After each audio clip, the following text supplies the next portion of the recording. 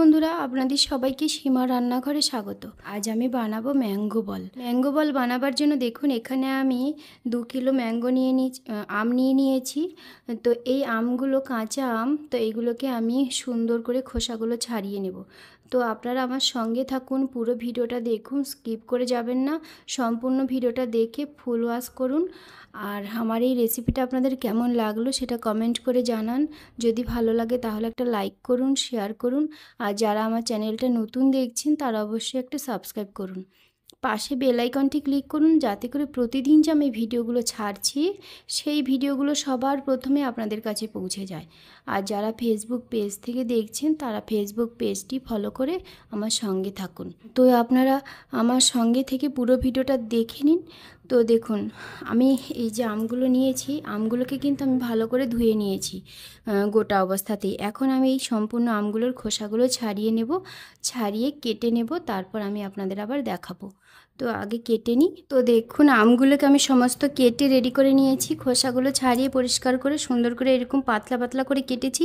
তো কাটাটা আপনারা আপনাদের পছন্দ মতোই কাটবেন। তো আমি যেমন কেটেছি এইরকমটাই যে কাটতে হবে এমন কোনো কথা নয়। তো আপনারা আপনাদের পছন্দ মতো আমগুলোকে কেটে নেবেন। তবে হ্যাঁ, খোসাগুলো একটু ভালো করে ছাড়িয়ে নিতে হবে। আর আমটাকে যে আপনারা কাটবেন, আটিটা সঙ্গে থেকে এই যে দেখুন, এই যে বোটার দিকের অংশটা এইটা কিন্তু এরকম রাখতে হবে। এই অংশটুকু দেয়া যাবে না এর মধ্যে, তাহলে কিন্তু যে ম্যাঙ্গো বলটা আমি বানাবো সেটা কিন্তু খেতে ভালো লাগবে না, খারাপ লাগবে। তো আমি প্রত্যেকটারই এরকম করে নিয়েছি। দেখুন এইরকম করে প্রত্যেকটা আমের আটিটাকে এরকম করে কেটে ছাড়িয়ে নিয়েছি।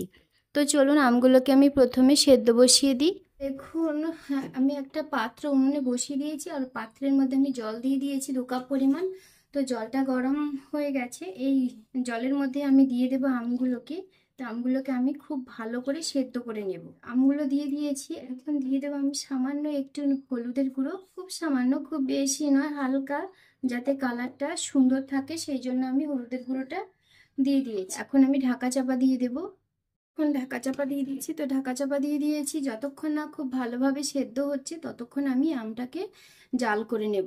তো দেখুন আমগুলো কিন্তু খুব সুন্দরভাবে সেদ্ধ হয়ে গেছে। আমি গ্যাসটা অফ করে দিয়েছি। আর দেখুন আমগুলো ভীষণ সুন্দর নরম হয়ে সেদ্ধ হয়ে গেছে। তো আমগুলোকে আমি জল থেকে ছেঁকে আলাদা একটা পাত্রে নিয়ে নিচ্ছি। এখন আমগুলোকে আমি আলাদা একটা পাত্রে তুলে নিয়েছি আর জল ঝরিয়ে নিয়েছি। খুব বেশি জল নেই, খুব হালকা ফুলকা একটু সামান্য জল আছে। তো আর খুব বেশি জল নেই। তো এই যে আমি আমটাকে ছেঁকে নিয়েছি, এই আমের মধ্যে কিন্তু খুব একটা বেশি জল রাখা যাবে না। তো দেখুন আমটাকে তো নিয়েছি, এবার চলুন আমটাকে একটু গলিয়ে নিই সবটুকু আমকে। দেখুন আমগুলোকে আমি এখানে নিয়ে এসেছি আর একটা ম্যাশার নিয়ে নিয়েছি। তো এটা দিয়ে আমি আমগুলোকে খুব ভালো করে ম্যাশ করে নেব। তো দেখুন আমগুলো খুব সুন্দর করে আমি ম্যাশ করে নিয়েছি, আর একটুও কিন্তু দানা অবস্থাতে নেই, শক্ত চাকা ভাবগুলো নেই, একদমই গলে পুরো মাখা মাখা হয়ে গেছে। দেখুন কেমন একটা ঘন ভাব হয়ে গেছে। এই আমের এই পাল্পটাকে আমি এক সাইডে রেখে দেবো। এটাকে সাইডে রেখে দিয়েছি। আর এখন দেখুন একটা মিক্সির জার নিয়ে নিয়েছি। আমি এই মিক্সির জারের মধ্যে আমি দিয়ে দেব চিনি।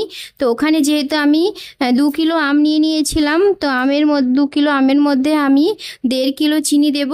তো আপনারা যেমন মিষ্টি পছন্দ করবেন সেরকম মিষ্টি এই আমের বল বানাবেন সে আমের বলের মধ্যে দিতে পারেন, ম্যাঙ্গো বলের মধ্যে দিতে পারেন।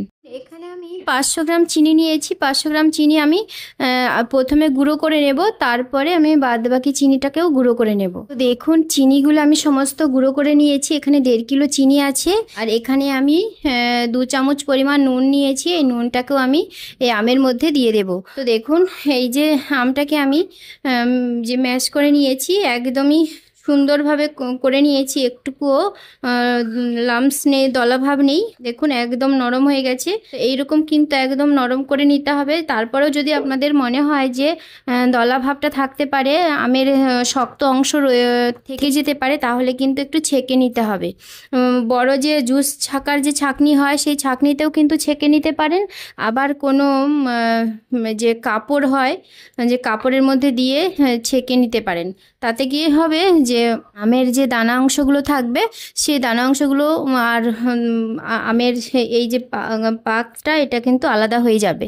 তো দেখুন এটা রেডি হয়ে গেছে। তো এখন এর মধ্যে দিয়ে দেবো আমি নুনটা দিয়ে দিয়েছি। যেহেতু আমটা ভীষণ টক ছিল সেই জন্য নুনটা একটু বেশি দিতে হবে। নুনটা বেশি মানে কি পরিমাণ মতোই দিতে হবে, খুব বেশি দিলে তো হবে ভালো লাগবে না। তো দেখুন নুনটা পরিমাণ মতো দিয়ে দিয়েছি। এখন দিয়ে দেবো চিনিটাকে। তো অল্প অল্প করে চিনিটাকে দিয়ে আমি মাখিয়ে নেব আমের সঙ্গে। তো চিনিটাকে আমি আমের সঙ্গে খুব ভালোভাবে মিশিয়ে নিচ্ছি। দেখুন চিনিটাকে আমি গুঁড়ো করে কেন দিয়েছি বলুন তো, তাতে করে কি হবে আমের সঙ্গে চিনিটা খুব ভালোভাবে মিশে যাবে।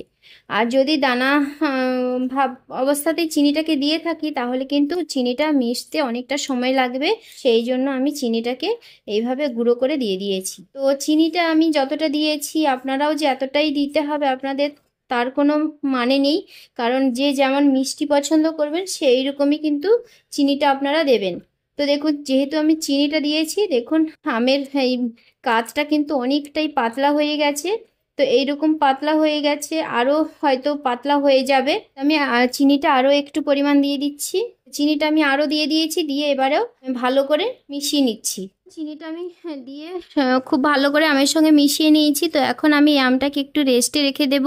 চিনিটা সম্পূর্ণভাবে গলে যাবে, আমের সঙ্গে খুব ভালো করে মিশে যাবে। তো সেই জন্য আমি 10 মিনিট রেস্টে রেখে দেবো। আমটাকে আমি চিনির সঙ্গে ভালো করে মিশিয়ে নিয়ে রেস্টে রেখে দিয়েছি। আর এখন উনুনে একটা কড়াই বসিয়ে দিয়েছি। কড়াইয়ের মধ্যে আমি একটা মশলা গুঁড়ো মশলা আমি ভেজে নেব। তো গোটা মশলাগুলোকে ভেজে একটা গুঁড়ো পাউডার করে নেব। তো দেখুন এখানে 4-5টে শুকনো লঙ্কা নিয়েছি, 1 চামচ পরিমাণ গোটা জিরে, 1/2 চামচ পরিমাণ মৌরি আর 1/2 চামচ পরিমাণ গোটা ধনিয়া। তো এই সমস্ত গোটা মশলাগুলোকে আমি শুকনো কড়াইতে মশলাগুলোকে নেড়ে চেড়ে ভেজে নিচ্ছি। আর গ্যাসের ফ্লেমটা কিন্তু এখন মিডিয়ামে রাখতে হবে, বেশি বাড়িয়ে দেওয়া যাবে না, তাহলে কিন্তু মশলাগুলো পুড়ে যাবে। পুড়ে গেলে কিন্তু ভালো লাগবে না খেতে। খুব হালকা করে ভাজতে হবে এই গোটা মশলাগুলোকে। একদমই নতুন ধরনের একটা রেসিপি, আপনারা বাড়িতে অবশ্যই কিন্তু একদিন এইভাবে বানিয়ে নেবেন, বানিয়ে বাড়ির ছোট বড় সবাইকে খাওয়াবেন। আর কিন্তু এই যে ম্যাঙ্গো বলগুলোকে কিন্তু একবার বানিয়ে সারা বছর কিন্তু খাওয়া যাবে। সারা বছর আপনারা যদি বানিয়ে খেতে চান তাহলে কিন্তু একসঙ্গে অনেকগুলো আম এনে আমগুলো দিয়েই বানাতে হবে। খুব সহজ বানানো, খুব কঠিন নয়, খুব অল্প উপকরণেই কিন্তু এই রেসিপিটা বানানো যায়। আর খুব সহজেই বানানো যায়, যে কেউ কিন্তু এই রেসিপিটা বানাতে পারে। সামান্য একটু দেখে নিলেই কিন্তু হয়ে যাবে, একবার দেখে নিলেই হয়ে যাবে। দেখুন মশলাটা কিন্তু হয়ে গেছে ভাজা। এখন আমি নামিয়ে গুঁড়ো করে নেব। মশলাগুলো আমি ভেজে তুলে নিয়েছি, আর এইগুলোকে হালকা ঠান্ডা করে নেব, তারপরে পাউডার করব।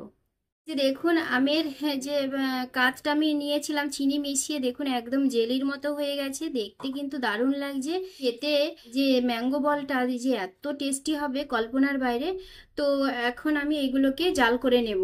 এই কড়াইয়ের মধ্যে দিয়ে দিচ্ছি আমের কাজটাকে। তো দিয়ে দিয়েছি। এখন আমি গ্যাসের ফ্লেমটা মিডিয়ামে রেখে কিন্তু এই আমের কাজটাকে জাল করে নেব। দেখুন উনুনে আমি জাল করছি। জাল করতে অনেকটা পাতলা হয়ে গিয়েছিল, কিন্তু এখন আমি প্রায় 5-7 মিনিট জাল করার পরে দেখাচ্ছি। তো 5-7 মিনিট পরে কিন্তু এই অবস্থা হয়েছে। তো এইরকম কিন্তু থাকবে না, একদমই শুকনো হয়ে যাবে।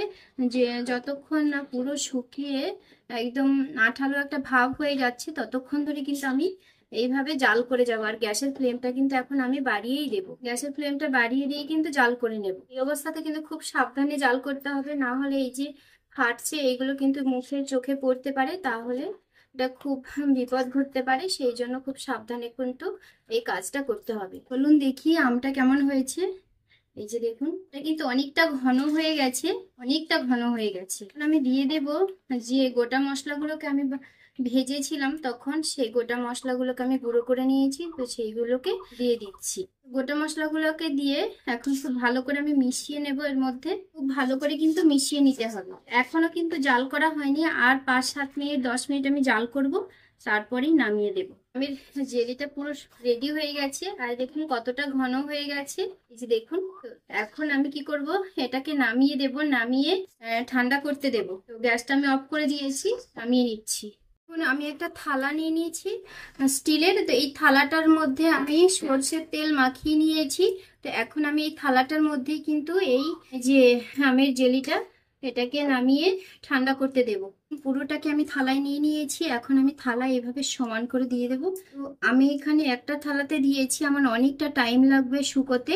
তা আপনাদের যদি এতটা আমের হয় তাহলে কিন্তু দুটো থালাতে দেবেন, তাহলে কিন্তু খুব অল্প সময়ের মধ্যেই জমে যাবে। তো এটাকে আমি সুন্দর করে এক সমান করে দিয়েছি চারদিকটা। এখন আমি পাখার নিচে রেখে দেবো। তো দেখুন এখানে এই যে আমি আমের যে কাতটাকে আমি ঠান্ডা করতে দিয়েছিলাম থালায় করে। তো দেখুন এখানে 3 ঘন্টা হয়ে গেছে। 3 ঘন্টা পরে কিন্তু আমি দেখাচ্ছি। তো এই সম্পূর্ণটাই কিন্তু পাখার নিচে রেখেই আমি শুকিয়ে নিয়েছি। তো 3 ঘন্টা পরে আপনাদের দেখাচ্ছি। আর একটু ম্যাঙ্গো বলটা বানিয়ে দেখাবো, তো সেটাই একটু দেখুন আপনারা। তো প্রথমে কি করতে হবে, হাতে অল্প পরিমাণে তেল নিয়ে নিতে হবে, সরিষার তেল। তেলটাকে নিয়ে খুব ভালো করে হাতে মাখিয়ে নিতে হবে। এইভাবে মাখিয়ে নেওয়ার পরে এই যে ম্যাঙ্গো বলটা আমি বানাবো, ম্যাঙ্গো বলটাকে বানাতে হবে এইভাবে করে এক সাইড থেকে নিয়ে। যে দেখুন কেমন ঘন হয়ে গেছে। তো এইটাকেই সুন্দর করে এইভাবে বলের আকার দিয়ে বানিয়ে নিতে হবে। তো দেখুন কত সুন্দর হয়ে গেছে। তো এইভাবে করে আমি সমস্ত বলগুলোকে বানিয়ে নেব, তারপর আমি আপনাদের আবার দেখাবো। তেলটা কিন্তু দু একটা বানাবার পরে পরে আবারও হাতে তেল লাগিয়ে নিতে হবে, না হলে হাতের সঙ্গে লেগে যাবে, বলটা ভালোভাবে ঘুরতে চাইবে না। তো আমি আরেকটা বানিয়ে দেখিয়ে দিচ্ছি আপনাদের। যদি আপনারা এইভাবে বল না বানাতে চান, নাও বানাতে পারেন, বরফির মতো করে কেটে কেটেও কিন্তু আপনারা রাখতে পারেন। তো আমি আরেকটা বানিয়ে দেখাচ্ছি আপনাদের। তো দেখুন আরও একটা বল হয়ে গেছে। এইভাবে করে আমি সমস্ত বলগুলো বানিয়ে নিব, তারপরে আপনাদের দেখাবো। তার আগে আরেকটু আমি দেখিয়ে দেব যে এটা বল না বানিয়ে এটাকে বরফির মতো করে কেটে কেটেও কিন্তু বানানো যায়। তো বরফির মতো করে কি করে কাটবেন সেটাই একটু দেখিয়ে দিই আপনাদের। একটা ছুরি নিতে হবে, ছুরিটার গায়ে তেল লাগিয়ে নিতে হবে, তারপরে এইরকম একটা সাইড থেকে এরকম করে আলতো করে কেটে নিতে হবে। তো আমি এখানে কোনাকুনি শেপ দিচ্ছি, আপনারা যেরকম পছন্দ করবেন সেরকম করে কাটবেন। তো এই যে দেখুন কত সুন্দর বরফির মতো হয়ে গেছে না দেখতে। তো এইরকম করেও বরফির মতো করেও কিন্তু রাখা যাবে। এইটা কিন্তু সারা বছর আপনারা রাখতে পারবেন। সারা বছর এইভাবে বানিয়ে কৌটোতে ভরে কাঁচের জারে ভরেও রাখতে পারবেন, কোনো রোদেও দিতে হবে না বা ফ্রিজেও রাখতে হবে না, এইভাবে রেখেই খাওয়া যাবে। এটাও কিন্তু ভালো থাকবে, কিচ্ছু কিন্তু নষ্ট হবে না। এতে আমি কোনো ভিনিগারও ইউজ করিনি, রোদে দেওয়ার কোনো প্রয়োজন নেই, ফ্রিজে রাখার প্রয়োজন নেই। খুব সহজেই আপনারা এই জিনিসটা রাখতে পারবেন। তো আমার এই রেসিপিটা আপনাদের কেমন লাগলো সেটা অবশ্যই কমেন্ট করে জানাবেন। যদি ভালো লাগে তাহলে লাইক করবেন, শেয়ার করবেন। যারা আমার চ্যানেলটা নতুন দেখছেন তারা অবশ্যই একটা সাবস্ক্রাইব করবেন, পাশে বেল আইকনটি ক্লিক করবেন, যাতে করে প্রতিদিন যে আমি ভিডিওগুলো ছাড়ছি সেই ভিডিওগুলো সবার প্রথমে আপনাদের কাছে পৌঁছে যায়। আর যারা ফেসবুক পেজ থেকে দেখছেন তারা ফেসবুক পেজটি ফলো করে আমার সঙ্গে থাকবেন। তো দেখুন আমি যে ম্যাঙ্গো বলগুলো বানিয়ে নিয়েছি। তো ম্যাঙ্গো বলগুলো খুব কম বানিয়েছি, বেশি একটা বানাইনি। আর এখানে দেখুন আমি বরফির মতো করে নিয়েছি কেটে। তো এইটাও অনেকগুলোই বানিয়েছি, আর ম্যাঙ্গো বলগুলো বানিয়েছি, বাকিগুলো এখনও রয়েছে, আমি এখনও সেগুলো বানাইনি, সেগুলো একটু পরে বানাবো। তো আপনারা সবাই ভালো থাকবেন, সুস্থ থাকবেন, সবাইকে টাটা।